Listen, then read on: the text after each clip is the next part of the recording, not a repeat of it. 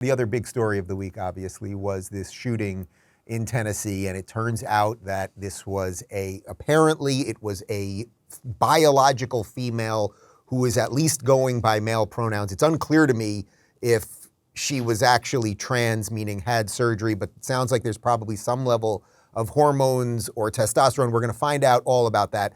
But I want to, again, focus on the media version of this. Here is MSNBC Joy Reid. And as far as I know, Joy Reid did not bring on any of the victims or victims' families or perhaps a pastor from the church or anything like that. Here she is with trans advocate Charlotte Clymer, who I think she, whatever is trans also. Oh, just watch. I think children are only unsafe at drag shows when a shooter shows up to kill them. That's right. That's where the threat is. I would challenge anyone just to get to know trans people. We are a vibrant, diverse community, as diverse as anyone else. You know, I'm from the great state of Texas. I served in the military. I go to church every Sunday. My faith is very important to me. But God made me in her image. God made me transgender.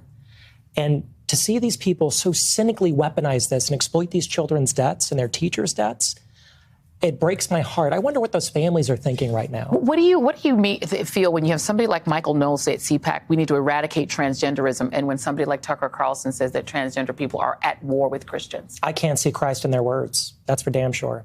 I can't see where the biblical principles of loving your neighbor and walking the walk with Christ that they can see. I can't see what they're seeing right now because that's not of Christ. It's not.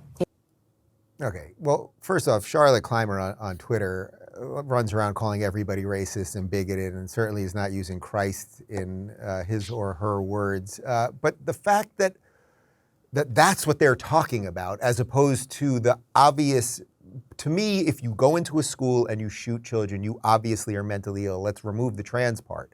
There's obviously a mental health issue here for all of these people that do this.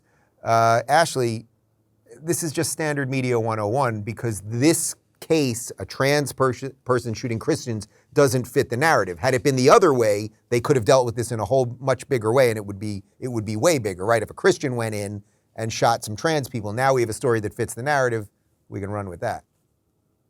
Yeah, and we also have this like a very confused narrative about the gender, because it's usually put on boys and men as being violent, and here it's like, really, which one do you go with? And it just completely distorts that narrative that has been run by the media.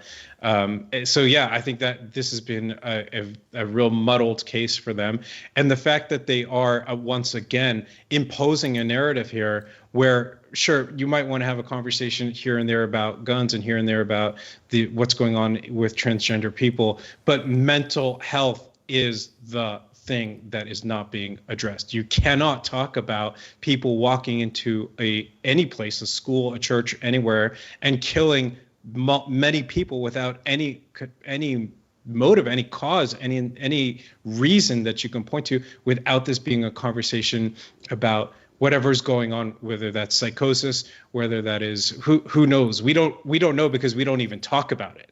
This is where it is. And instead, the media has used this once again as a wedge. It's a wedge issue to push people apart from each other, to make it us versus them, instead of to think about problem and solution. If you'd like more sane takes on our insane world, check out our direct message clips playlist. And if you want to watch more full episodes of our live roundtables, watch our roundtables playlist. They're both right over here. And to get notified of all future videos, be sure to subscribe and click the notification bell.